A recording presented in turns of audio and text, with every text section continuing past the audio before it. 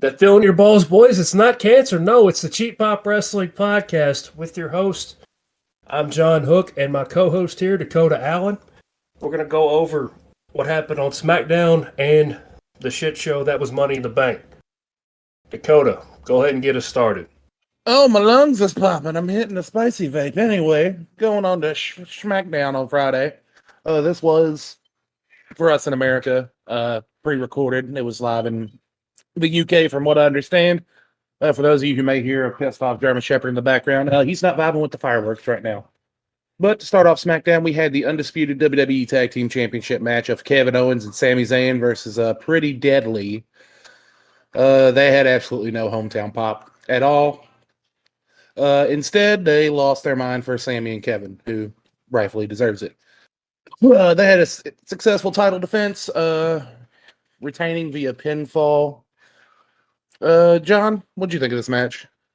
I thought this was going to be on the pay-per-view, to be honest with you. It's fine, though. I'm glad the Pretty Deadly push has ended with the start of July. So, yeah. Raise hell, praise Dale, brother. Big moments in the match where Owens selling the left leg injury, especially when he crumbled to the mat during a stunner attempt.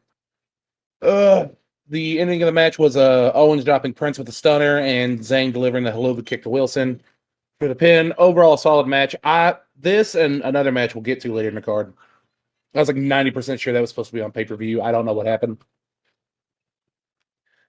Anyway, up next we have Rich Holland versus Austin Theory, with Theory defeating Holland.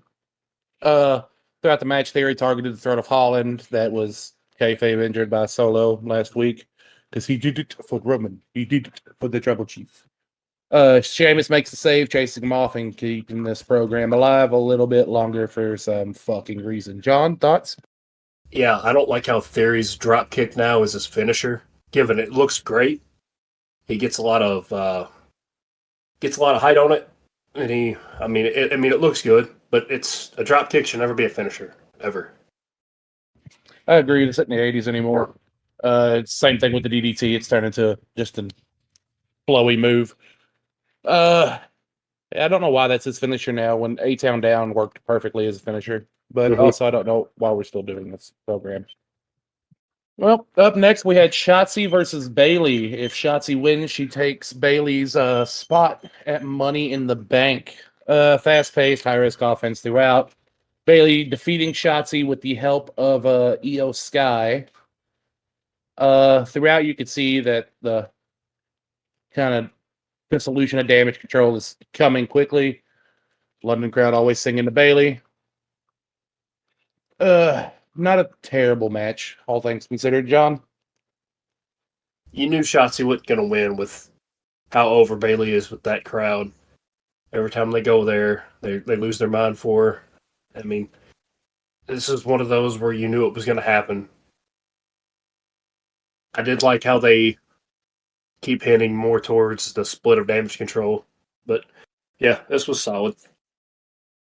It was solid, and Bayley might be the single most over person over in England for the longest time. They love her over there. Up next, we had the Grayson Waller effect with Logan Paul. Logan, I don't remember what the fuck he was saying. I just know LA Knight came and that crowd lost their fucking mind. Good, solid promo between LA Knight and Logan Paul, which ends up turning into a triple threat match between Butch, Escobar, who also ran out and started a brawl during the Grayson Waller effect, and LA Knight, with Butch defeating Escobar. Pretty good match, honestly. LA Knight was over throughout it. Like they protected Knight. He wasn't the one that took the pinfall while he was doing his thing with Logan Paul on the outside. John? Well, now that we've seen the pay-per-view, this whole match just pisses me off. You protect LA Knight the entire time. We'll get to it later. I ain't getting into this. Yeah, we'll go ahead and skip this one because we got a lot of bitch about. Up next, the next match I thought was supposed to be on the pay-per-view. Charlotte Flair versus Asuka for the WWE Undisputed, Not Disputed Women's Championship. I don't fucking know, man. Decent match, all things considered. Ended in a no contest. During the introduction, you see Bianca flashing a ticket that she sat ringside for a match since she was barred, but she bought a ticket. So apparently that's a thing. Uh, throughout towards the end of the ending of the match was Bianca jumping the guardrail, brawling with Asuka, and Ric Flair with a hard right when the Queen would not get her hand out of her face. Belair delivers KOD through the announce table, and then KOD's Flair on top of Asuka and stood over. Bianca came off looking like a heel through this one, so I think a turn's probably coming up here soon. Yeah, I think the turn already happened. Yeah, that's just my opinion. But the this match, you kind of saw it coming that it was going to end in a DQ or no contest, whatever. I don't know. I thought this should have been on the pay-per-view. There was plenty of time they could have fit this in. This was pretty quick. They could have ran this in 2 minutes on the show. Yeah, that's my only complaint is what happened to all the stuff that was supposed to happen on the pay-per-view. I agree. I don't know if we just misread, whatever throughout the past month or so. But here we are. Anyway, to end the match, or the end of the show, rather, on the newest episode of Keeping Up with the Bloodashians.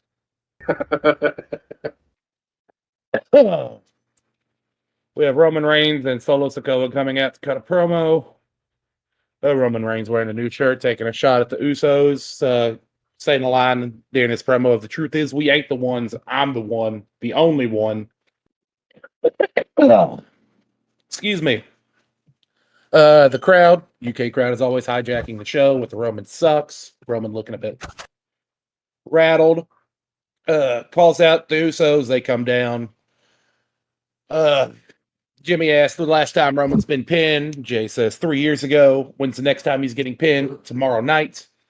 They also suggested that Solo should be the next tribal chief, which Reigns laughed out loud at, and then got death glared by Solo Sikoa, Mr. I did it for the tribal chief. But great facial expressions. Show ended with a brawl, of course, of everybody.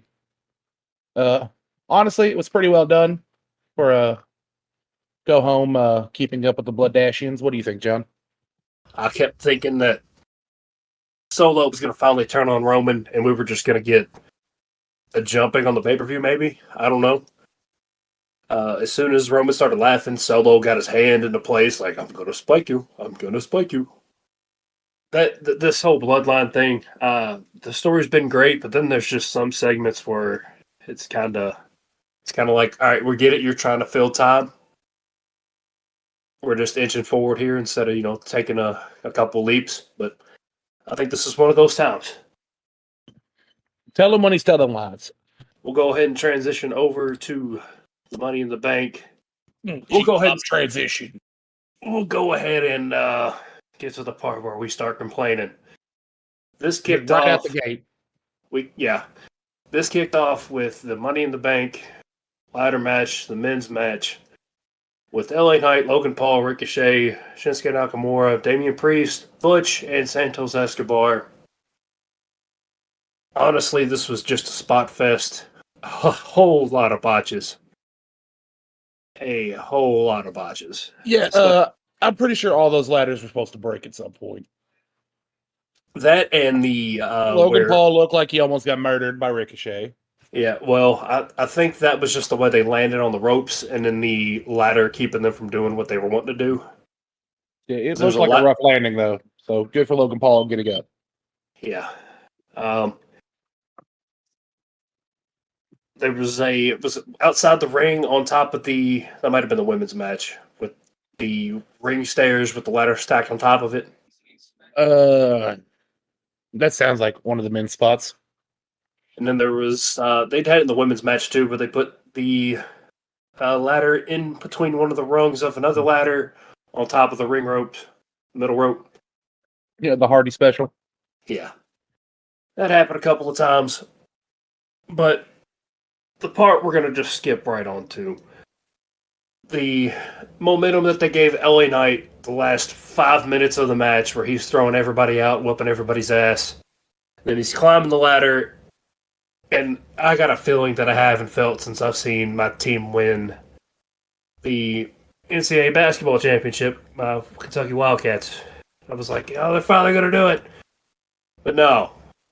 No, I got reminded of my 28-3 debacle of my Atlanta Falcons in the fourth quarter.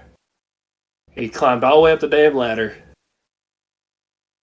And you see Damian Priest come up, and they have their little back and forth. And you think he's going to get a reversal, but no, he reaches back up, and then he gets thrown off the ladder, and you're like, well, I don't even know if I want to watch the rest of the show. Yeah, I went from the feeling of my Louisville Cardinals winning an NCAA tournament to the feeling of my Louisville Cardinals dropping the banner. Yeah. It was it a good false finish? Absolutely. They had all of us. They had every single fucking one of us, and you can't tell me otherwise. That's fair. Does Damian also deserve it? Yes. But is this the ending we wanted? Absolutely fucking not. I don't think this is not the ending anybody wanted. So this is another time where Triple H, I'm pretty sure this is Triple H booking at this point because I've seen it happen a couple times now. He will not give the one who's over with the crowd their time. That's just what it feels like. We had it with Cody at WrestleMania Night 2, where he had his chance to win, and we got a scurry finish and left all the fans pissed off. For Mr. Solo, I did it for Roman. I did it for the Tribal Chief. And then doubles down with Brock Lesnar showing up on Raw just to assault Cody some more. So, what's next for LA Knight? He's probably going to get attacked on Monday Night Raw. Cutting a promo. Here comes Brock Lesnar. Actually, I think they're going to push him into a little segment with Logan Paul. Great. More shit I don't want to see. Where you have another guy who has a chance to be a top star. And Austin Theory. That might be a hot take to some people, but fuck you. If we had Austin Theory versus LA Knight, I think that could put butts in seats. It absolutely would, and it'd be a nice apology. Yeah. Especially if LA Knight come out and win that one at the very end, get the title. Yeah, nice apology for what the fuck just happened. Yeah. We're not going to get that, though. The U.S. title is just going to be more of a joke than it's ever been. You love to see it. But that's the end of my rant there. Dakota, you got anything else you want to add to that? No, we kind of covered all the high points of it. I've got more problems later on. Yeah. And then we got the women's tag team championship match with Ronda Rousey and Shayna Baszler versus Liv Morgan and Raquel Rodriguez. With the turn, no, I don't think any of us saw coming. No, I absolutely did not. Of all the ways I thought that match would have ended, that was not on the list. Yeah. Usually they're pretty good at telegraphing when somebody's going to turn. They did not do that with this one. Thank fucking God. Which props to them. It actually did catch us. We're pretty fucking surprised for the first time in a while.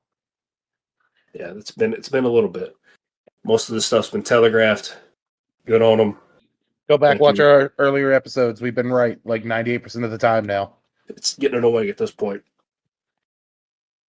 But yeah, with Liv and Raquel getting the win, thank God, because they were just killing those titles off if they kept them on Shayna and Ronda any longer. Which brings up the question, are they going to have to defend those on NXT too? Or how are we doing this? I'm like 90% sure they're also defending on NXT. And did Shayna and Ronda walk down with both belts? I don't remember. I thought they only had the regular women's championship. I couldn't remember if they had both of them or not. Yeah, I don't really remember either, but I think I remember them coming out with just one. So I would assume they'll defend it on NXT. Until we find out otherwise, I'll watch NXT again this week. NXT's not hello. By God, a little last minute fucking addition, Mr. Ken. How are you? Good. How are y'all? Fucking more bricked up than a brand new house. So we just got done going over the Ronda and Shayna match. Do you want to What add are your anything thoughts to on the men's Money in the Bank and the women's tag? Yeah. I gotta say the men's Money in the Bank was actually rather lackluster for me this year. I was not very excited about it. I've never seen one man so over just get screwed so many times like LA Knight does. But and as far as the women's tag, I don't think anybody really seen Shayna turn on Ronda like that. There was like Yeah. no reason for her to do it, but she did it. But that was something. Yep. We'll go ahead and transition into the most predictable match of the night, which was Gunther versus Matt Riddle. I got nothing for this one. Y'all go ahead. Only thing I got is thank God Drew returns at the end. I'm ready for it. This is going to be one hell of a segment. Yeah, all I'm saying is match was okay. Riddle looked good. Gunther looked good. But before the end of the match, I said if Drew comes back, this is going to be the moment. That was the one part where we didn't see it coming except for Ken. It just made no sense, though, right? I was thinking Randy, honestly. If Ludwig and Vinci came out and started jumping Riddle, then I could have seen Randy. But with them staying back, I was just like, okay, like they're setting something up there. And then, towards the end of the match, I was like, God, like I know I'm just gonna hear two swords swing, and all of a sudden you heard it, and I was like, oh hell yes. That's fair. So finally got my man Drew back. He's gonna be in the IC match, I think. What you're probably gonna get is Drew's probably gonna win at SummerSlam. Gunther's probably gonna take the Royal Rumble, setting up a collision somewhere. So, but match is okay. I'm just more excited about Drew being back and delivering Clay more to Gunther. Yes, thank God. Because I was getting tired of the. But there's some times where he's not going to win. This was one of them. But my whole thing, I was like, it makes sense for you to come back now because there's literally no one else for Gunther to face off with right now that's on his level as far as like. I mean, they could have ran it back where he's at. If Sheamus was on Raw. They could have ran it back to Sheamus. I've been happy as fuck. Yeah, but Sheamus right now is kind of the punching bag at this point. Yeah, but he's not very happy about it either, man. Yeah. So, all right, what's the next match? We had Cody Rhodes versus Dominic Mysterio in the match that we all picked Dominic because we thought some fuckery was going to happen. And it didn't. Nothing happened. Yeah, and since we didn't get the fuckery, I'm more confused on ever why the fuck we had this match and wasted Cody's time. Well, I think right now there's just not enough storyline for Cody. You bring Brock back, have that trilogy. Just go ahead and get it the fuck out of our way. This is Triple H booking, like I was starting to get at earlier. He's getting more and more mad about that throne. I swear to God, you need to just let it go. Now, whoever is over, he's going to make sure that they're not over on his terms. That's why Ellen and I didn't get Money in the Bank tonight. No, sir. That's exactly why. No.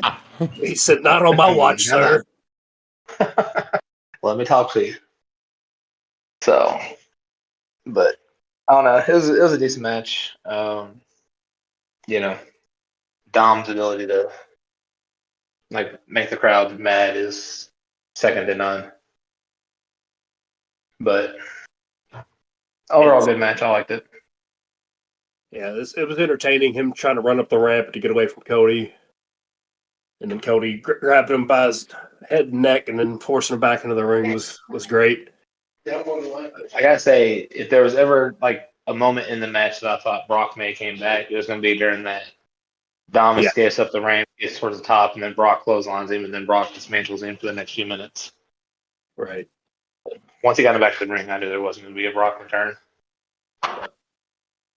Next, we had the big surprise of the day, John Cena making his big return to basically get the crowd rallied for a potential WrestleMania in London. And then Grayson Not Waller mad at coming it. out. Not mad at it. I'm not upset. I'm just disappointed. Don't send him out with the knee pads and everything, thinking I'm about to get a match against literally anybody, and I'd have been fucking happy. I think this is why. Yeah, I think this might have been why a couple of those matches on SmackDown, or some of those matches got moved to SmackDown, may have been this segment. Yeah, like the Asuka, Flair, and the Kevin, and Pretty Deadly. Yeah, that makes sense. Because that was about as long as a singles match would have been. You know what I mean? Yeah. But props to Grayson Waller, though. Handled that crowd beautifully. It was nice. I loved it. Absolutely loved it. Yeah, he worked the crowd for being Australian, knowing it was going to trigger everybody there. But yep, I'm mad at it. Next, we had, in my opinion, this was kind of a letdown for me. So I thought we were going to get a little bit more of a story here. The World Heavyweight Championship match with Seth Rollins and Finn Balor, with Damian Priest showing up at ringside with the Money in the Bank briefcase. What y'all's thoughts on that one? We're just setting up the tear and the Judgment Day. That's all we're doing. Called it for the record. You did call it. I wanted Finn to win just for Damian to cash in on him, just to give Finn another one of those like, oh, I had it and then I lost it immediately type of things. But if they had done that, I probably would have become unglued, man. Like, Finn's too good of a part of that company to have that happen twice. So, but we're just creating further tension between Damian and Finn. I'm not going to be surprised if you don't see Finn cost Damian his cash in.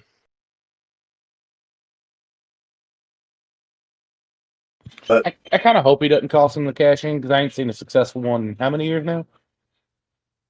Well, my thing is, who's he going to cash it in? Didn't Otis cash his in win the tag team titles? Is that right? I don't remember. Okay, when's the last time we seen a legitimate cash in, like for the big belt? It's been a minute. Agreed. It's been a minute. It's been a while.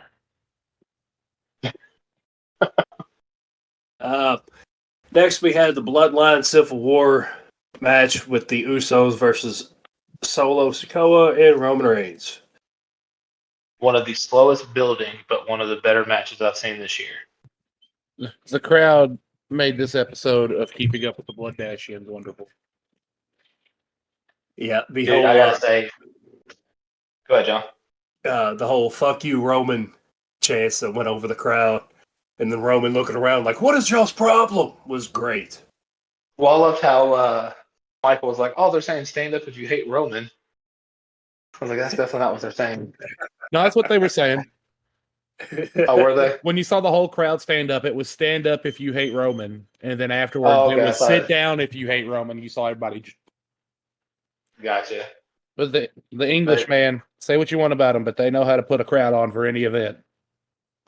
I was about to message the group again right when Michael Cole said something about Roman not being pinned since 2019. Because I was going to say tonight's going to be the night he gets pinned. And I didn't. Now I regret it. But, man, that was a match. Yeah, it was one of those, like, as soon as WWE brings up a stat, that's probably gonna get broken. Yeah, because you can almost tell, like, somebody was in his ear telling him to make the statement, because he wasn't, like, alluding to it at all. Then all of a sudden he just made the statement. I was like, yeah. They wanted to remind everybody it's been since 2019 for a reason. Yeah, that was Triple H being like, "This is the game. It's been since 2019. Yeah. I'll take it, though. Fuck LA Knight of a championship. I don't want to talk about it. Upsetting. I'm still salty. Yeah. So I get off here. I'm going to hop on quick, get a couple picks, but before you I go, love the ending. Yeah. Give us your show grade and what the show is that you're picking for the review series that we're going to start. I'm actually gonna give this pay per view an A. There wasn't a whole lot of weak points for me because even the Ronda Shayna Liv Raquel match turned out to be pretty interesting with Shayna turning on Ronda. So I give it an A. And then I'm going to, since I can't give my original pick because Coda yelled at me. No, go ahead. Go ahead. Give your original pick. My original pick was WrestleMania 17. He picked the greatest pay-per-view of all time. Everybody go big or go home, right? He did. We were debating on going a whole nother direction with Dakota picking Victory Road 11. Is it Victory Road? Is that right? Bound for Glory. Bound for Glory. I'm 90% sure it was Bound for Glory. Either way, it was the Jeff Hardy and Sting match. Instant classic. All right. Give this man Such good shit. Such good shit. All right, guys. Appreciate you letting me hop on. Y'all finished up without me. All right, man. Light him up. But, yeah, with just go with what he said. What would you give what grade would you give the show? I'd give it a B+. It wasn't a bad show overall. The beginning just really pissed me off with LA Knight getting screwed over, which, of course, I even looked this up. Nick Castellanos hits a home run shortly afterwards. Never fails. Something tragic happens. That dude hits a home run. You know, I consider myself a man of good faith. As Nick Castellanos hits a ball deep left center field, that will be a home run. That'll make it a 4-0 ball game. Anyways, I'm going to give this show a B+. I can't give it an A. The whole reason I can't give it an A is the LA Knight thing, and then wasting our time with a Dominic Mysterio match when we could have had literally anything else. Could have had Charlotte Flair. We could have had the tag team titles.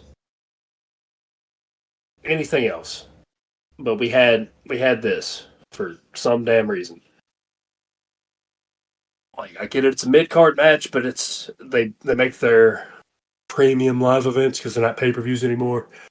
They make these big deals. Yeah.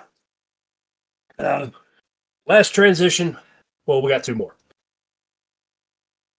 We're going to be starting a new series. Kind of already spoiled it earlier, a couple minutes ago. We're going to be reviewing pay-per-views as voted on by you, the listeners. Starting this week, we pick, the 3 of us pick the ones that we want.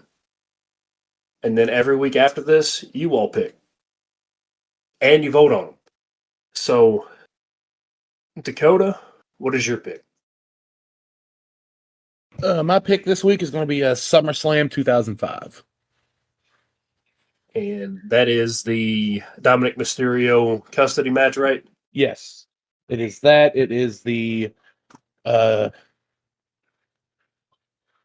just looked this shit up to make sure. It's a Hulk Hogan, Shawn Michaels, Eddie and Ray in a ladder match for the custody of Dominic. Some part of the story for Edge and Matt Hardy with the whole Lita thing. I'm not positive where it falls. Still a good part. You also have John Cena versus I forget who. Sorry, for the WWE Championship. You also have Batista and JBL for the World Heavyweight. And you have a Menace to Society and Randy Orton versus The Undertaker on that card as well. Legend Killer Orton? Yes. Sweet. So my pick, it's for the 25th anniversary of the Hell in a Cell match with Mankind versus The Undertaker. It is King of the Ring 1998. So I one just because Ken picked the mother of all pay-per-views. So at least one of us has a fighting chance. Ken's usually pretty good about the prediction stuff. I gotta beat him at something. So, yeah. So make sure you check our Twitter at Cheap Pop Wrestling Podcast. If Elon Musk hasn't blocked you from viewing tweets yet, there was all these billionaires that hopped into this this submarine to go see the Titanic. He should have been one of them, but here we are. Anyways, outside of the fuck, you picked that, not the Canadian forest fire. I mean, there's not a woman running Twitter. For those you don't get it, just look it up. Yeah, look that one up. Anyways, make sure you check our Twitter at the Cheap Pop Wrestling Podcast, the Instagram at Cheap Pop Podcast, and under the T&J Sports Podcast. What we're going to do is we're going to add up all the votes for all the pay-per-views, and then we'll go from there. And whatever one wins, we will review it. Not this Sunday, but the coming Sunday. So we got a full week to watch. All right. With all that being said, this is Hook signing out. I'm going to go practice Brazilian Jiu-Jitsu while you make passionate, tender love to my girlfriend. This is Cuck Norris, a.k.a. Dakota Allen, signing out.